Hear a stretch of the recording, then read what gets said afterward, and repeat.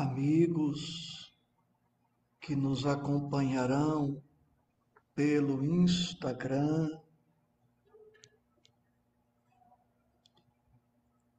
amigos que nos acompanharão pelo Facebook. Agradeço a vocês o carinho, a companhia, a oportunidade. Em instantes, iniciamos os nossos estudos que estarão baseados no Evangelho segundo o Espiritismo, capítulo 2, itens 5, 6 e 7. O capítulo 2 tem por título: Meu reino não é deste mundo. E o tópico de hoje tem por título O ponto de vista. Aqui também se pode dar este título: Um novo modo de olhar a vida. Convido-os para juntos elevarmos os nossos pensamentos e os nossos sentimentos a Deus, a Jesus, a espiritualidade amiga, rogando-lhes que estejam conosco, abençoando-nos em tudo. Peço permissão para uma abordagem coloquial,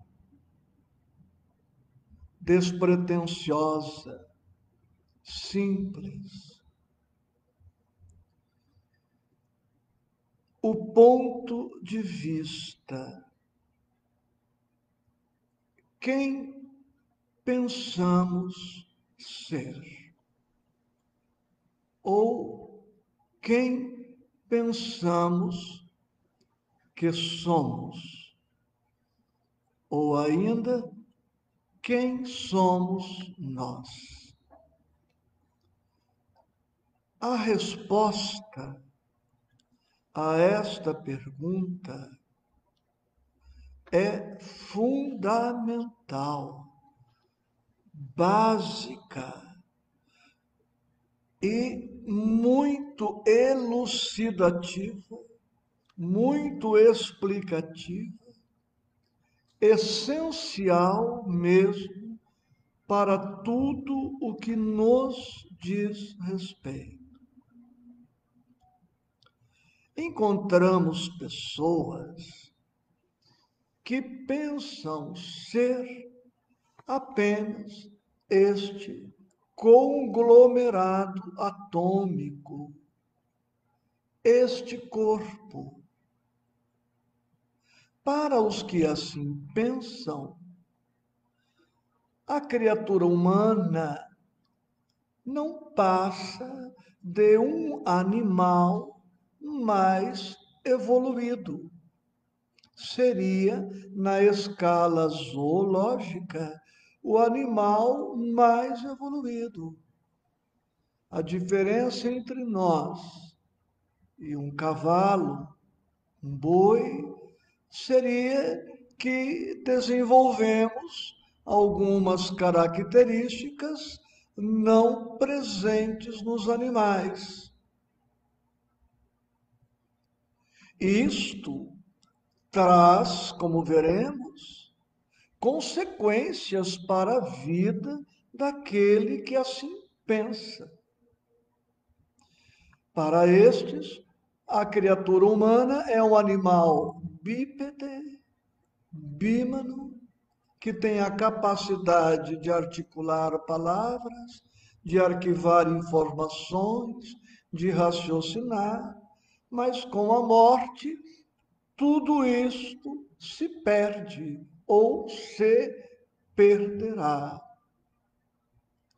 Há aqueles que admitem possuir, além do cosmo orgânico, uma essência espiritual, a que se pode dar o nome de alma, espírito, ou de essência mesmo, e ainda de consciência.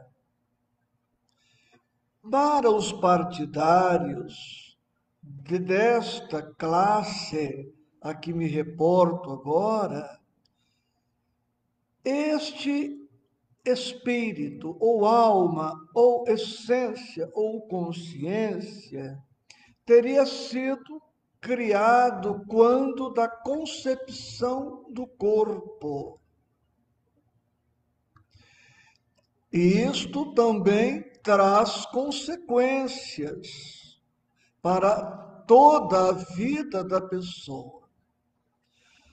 Há aqueles que admitem que há uma essência diferente do corpo, mas que esta essência não sobrevive à morte. Também esta crença traz consequências.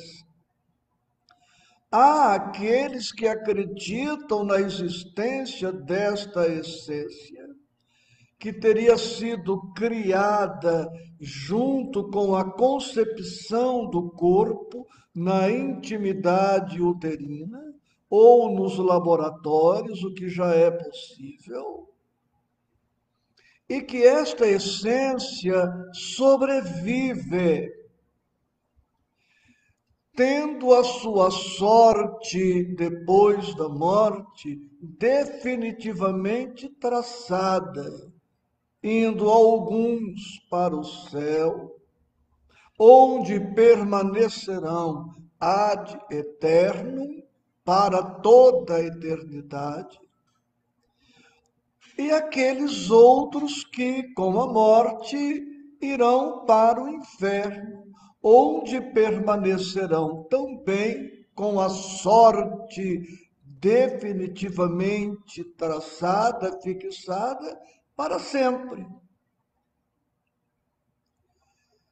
Há variantes desta crença, mas há aqueles que pensam que esta essência, ao retornar para a pátria espiritual, vai se confundir com o todo, como uma gota de chuva num córrego, num rio, no oceano, perdendo a sua identidade. E há ainda, e aí inclui-se os espíritas, que acreditam que esta essência é real, é verdadeira e que esta essência existia antes da concepção do corpo na intimidade uterina e que esta essência a que se pode dar o nome de alma, espírito, consciência, sobrevive à morte, preservando a sua individualidade e preservando, inclusive por um certo período, a sua personalidade, o seu temperamento, o seu modo de pensar, de sentir, de falar, de viver. No singular, internauta querido, companheiro, companheira que aqui está, que aqui estão comigo. Quem você pensa ser? Esta é uma pergunta que todo ser humano precisa fazer. Quem sou eu? E esta pergunta enseja uma infinidade de outras. O que estou fazendo na Terra? Qual a finalidade de aqui estar? Quem me colocou aqui? Quem me colocou aqui? Qual é o plano deste ser que me colocou aqui? Ou ninguém me colocou e eu simplesmente, como uma erva do campo, brotei. Estas questões são básicas. E para demonstrar isto, já imprimindo objetividade, o nosso estresse será maior ou menor, dependendo de quem pensamos ser. As nossas ansiedades dependem de quem pensamos ser. Nossos medos, nossos pavores, pânicos, fobias, nossas inquietações, preocupações, as motivações para viver. Tudo passa necessariamente, consciente ou inconscientemente, pelas respostas que estamos dando a estas questões todas. Lamentavelmente, pelo menos 90% da humanidade pensa ser um animal mais evoluído. E se pensa ser uma essência espiritual que sobrevive, não está dando a este princípio espiritual a atenção, o investimento que este princípio espiritual merece. Vou trazer aqui, com a singeleza que me é característica,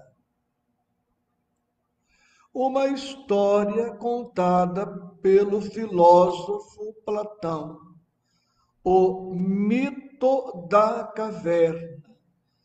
O irmão X, pela psicografia de Chico Xavier, nos traz uma história muito parecida à história da lagarta que se transforma numa borboleta.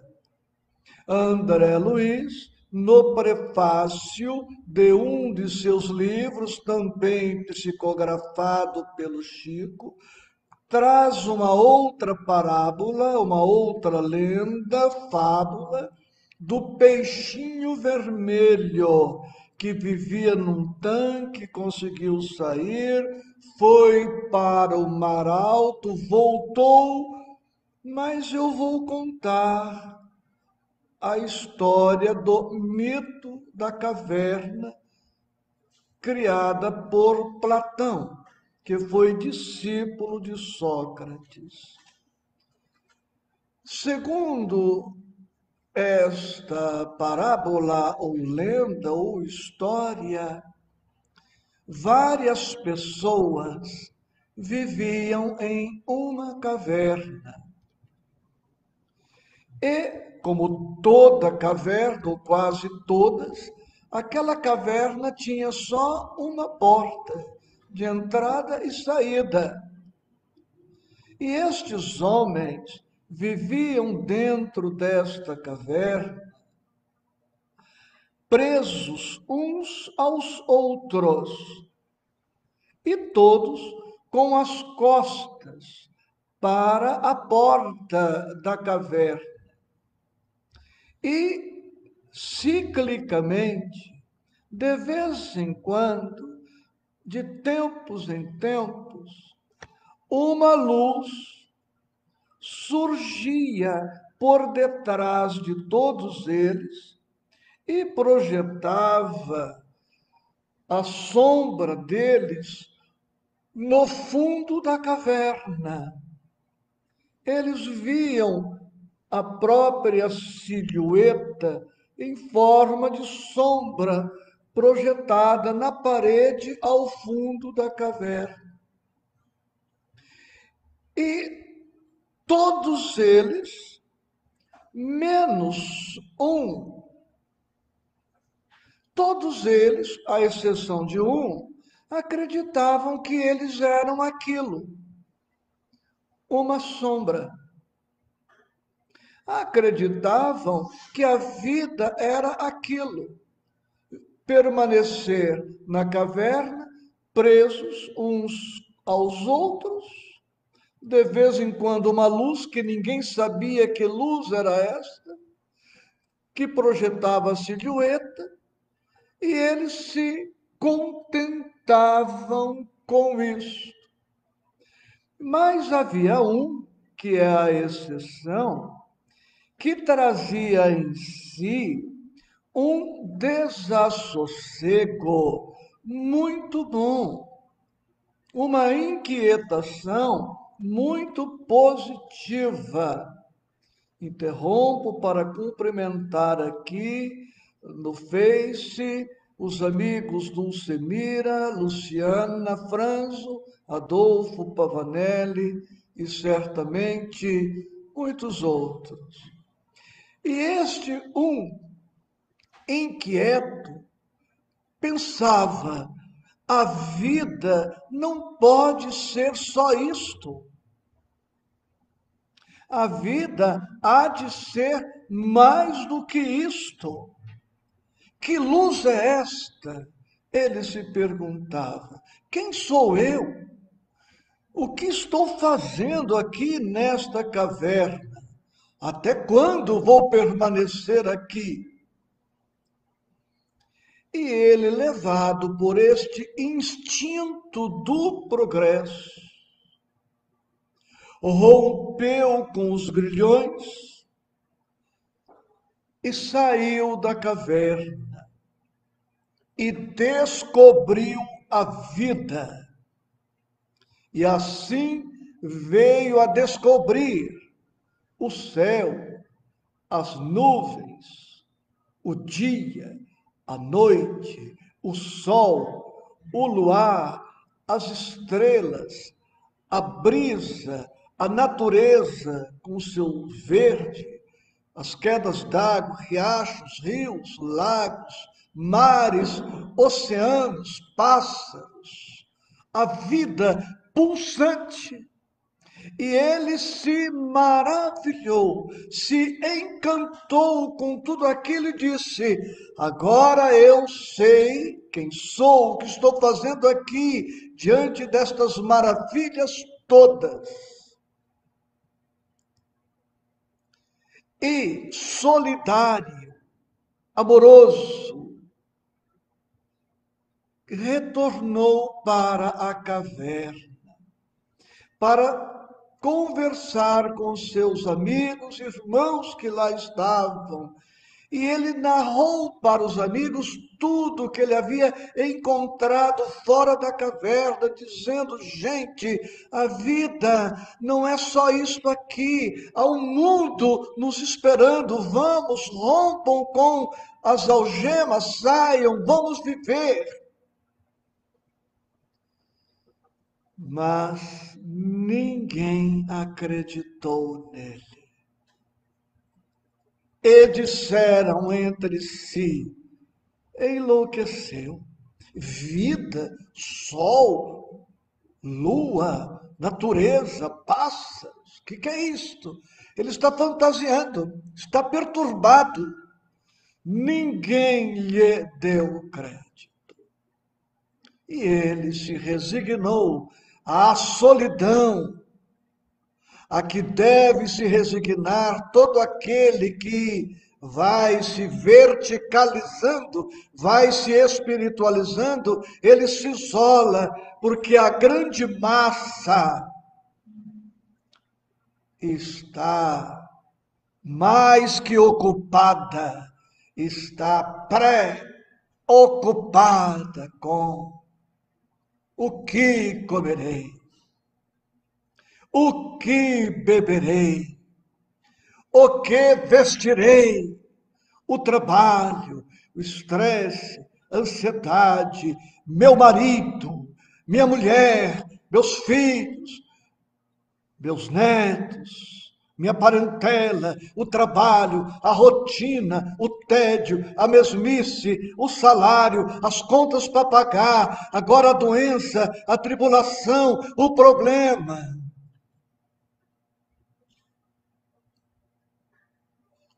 A maioria é assim, fazendo do seu corpo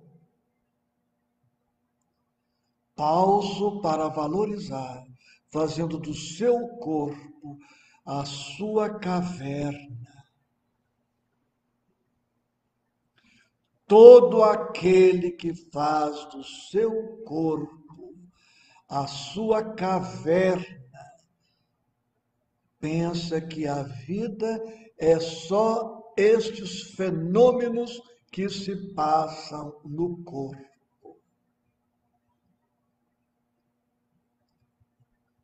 E até me lembrei de uma piadinha que dá para contar em live.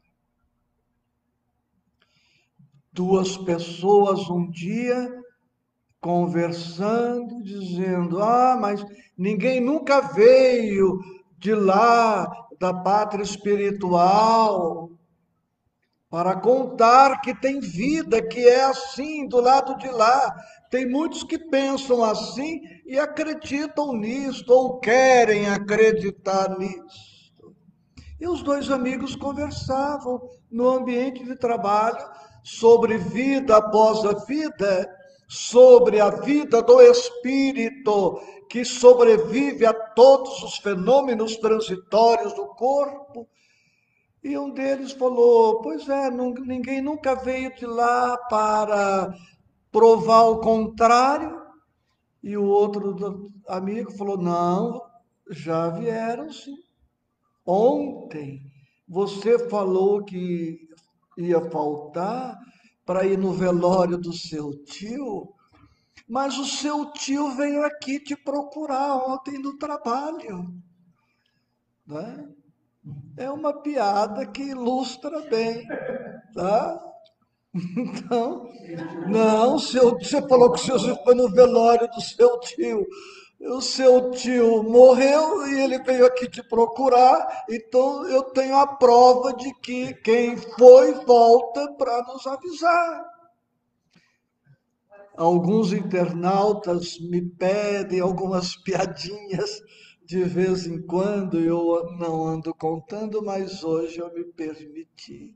Pois é, pois eu te digo que tem morto vindo falar da vida há milhares de anos.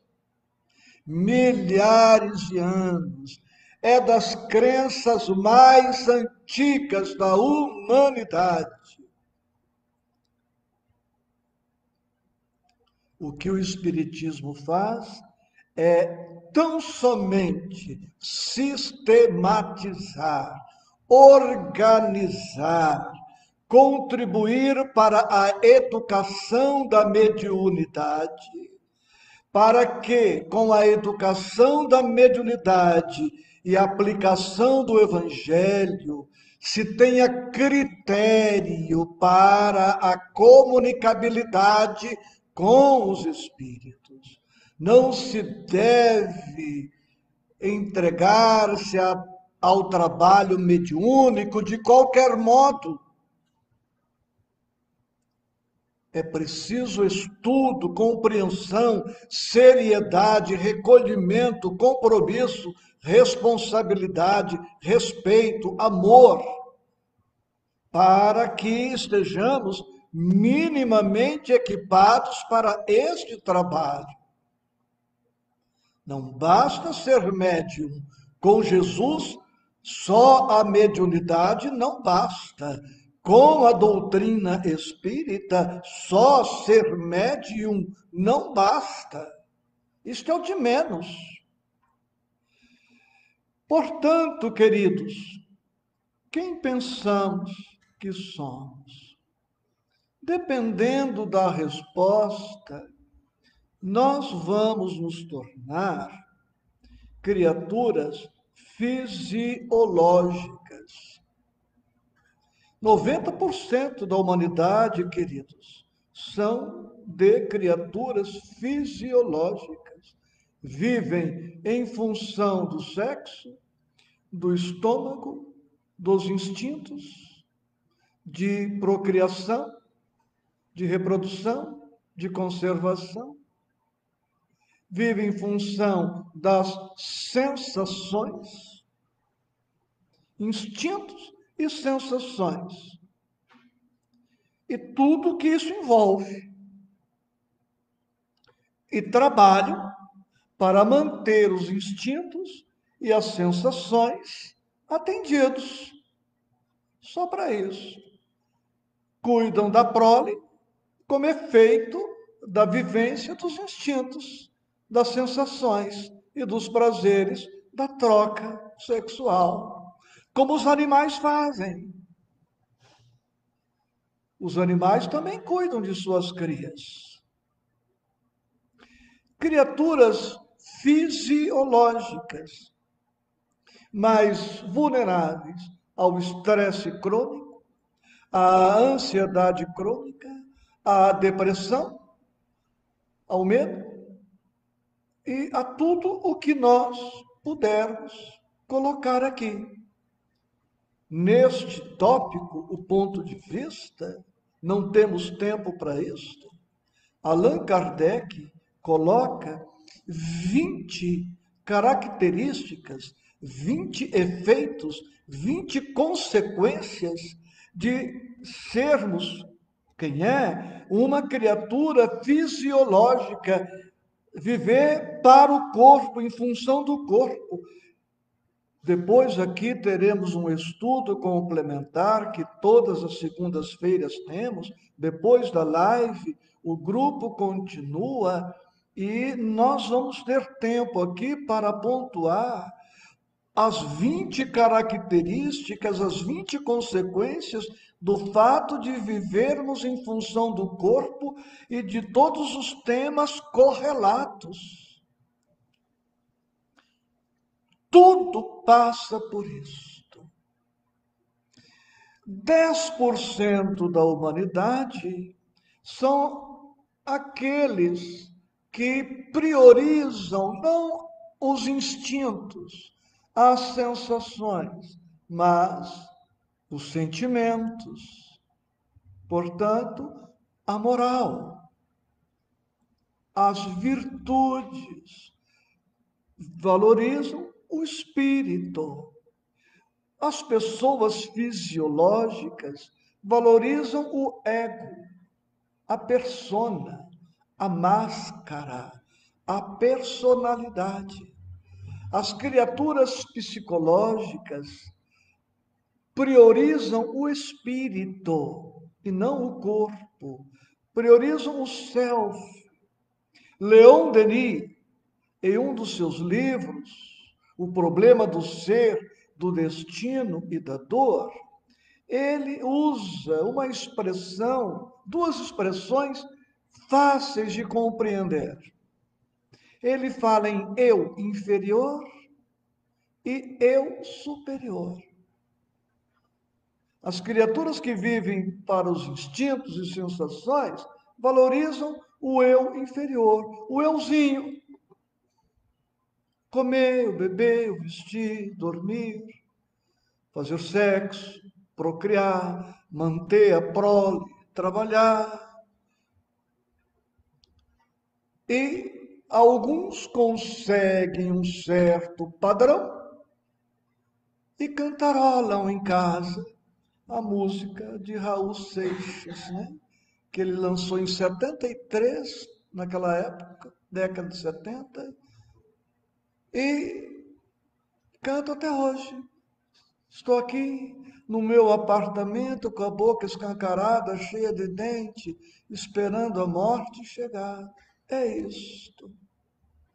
Esperando um céu que não construíram e que não encontram depois da morte. A morte é libertação para os que vivem se libertando, porque para aqueles que vivem presos à matéria, a morte não os liberta.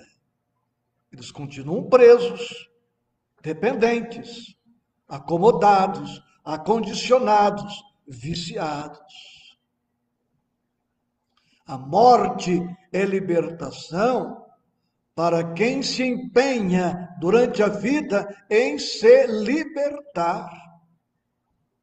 E é por isso que muitos desencarnam, não se apercebem da desencarnação, não conseguem se distanciar do plano terreno, permanecem nas imediações, interferindo na vida dos encarnados, não sabem que desencarnaram, muitas vezes estão dentro de casa, perturbando os encarnados, já de si mesmos perturbados, pela escala de valores, pelo modus vivendi,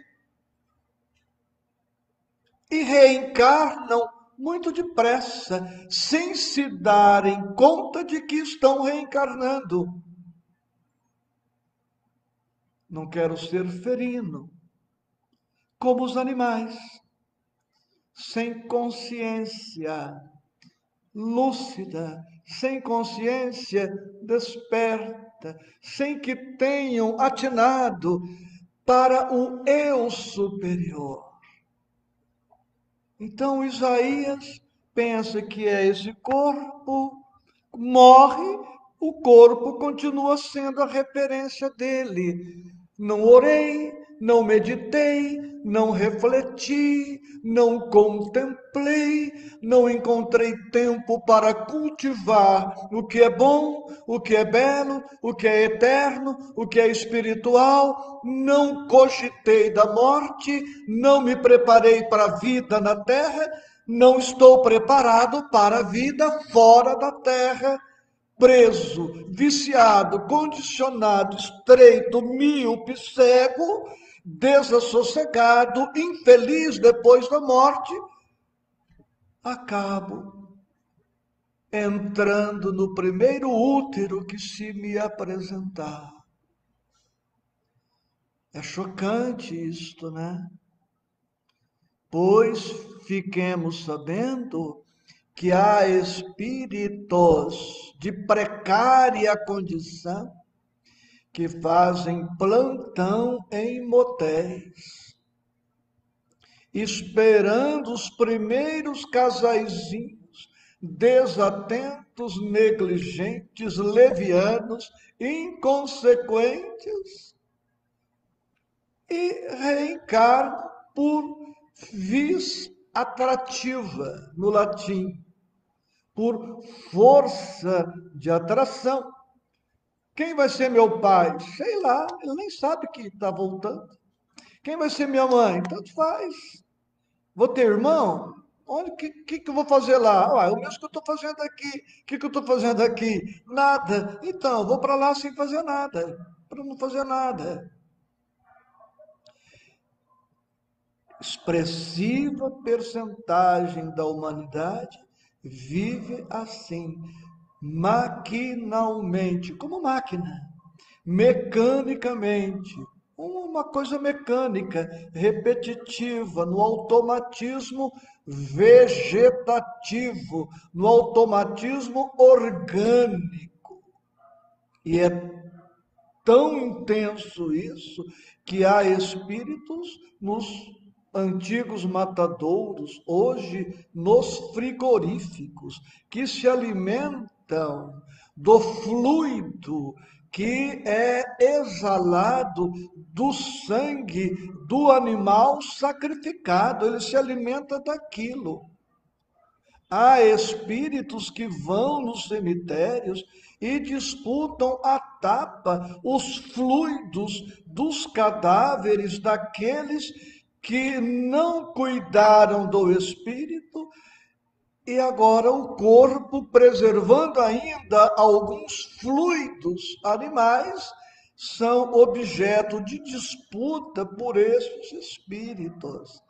A bibliografia espírita é rica neste sentido.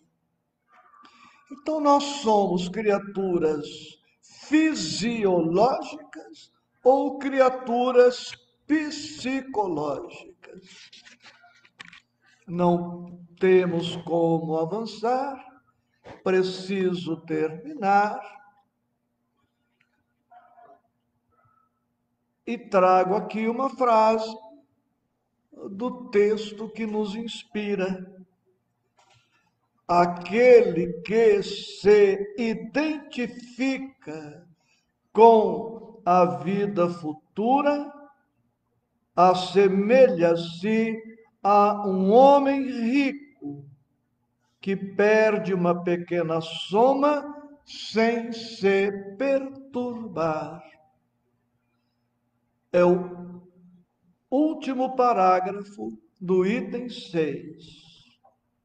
Aquele que concentra seus pensamentos na vida terrestre é como um homem pobre que perde tudo que possui e se desespera. Aquele que vive em função da vida espiritual assemelha-se a um homem rico que perde uma pequena soma sem se perturbar. Aquele que concentra seus pensamentos na vida terrestre é como um homem pobre que perde tudo o que possui e se desespera. De que lado estamos? Quem pensamos ser? Quem pensamos que somos?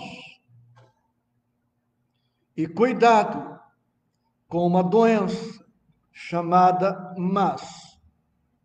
Eu sou cristão, mas a vida é tão difícil. Ou eu sou espírita, mas